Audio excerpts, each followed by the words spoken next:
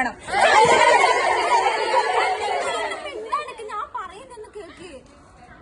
എടാ MA Nishad direct ചെയ്യുന്ന Iyer in Arabia എന്ന് പറഞ്ഞൊരു സിനിമയുണ്ട്. അത് February 2 റിലീസ് ചെയ്യുന്നത്. അപ്പൊ ഞാൻ എന്തായാലും അത് കാണാൻ പോകുന്നുണ്ട്. നിങ്ങൾ വരുന്നുണ്ടാവും? അപ്പൊ നമുക്ക് എല്ലാവർക്കും പോയി കണ്ടാലോ?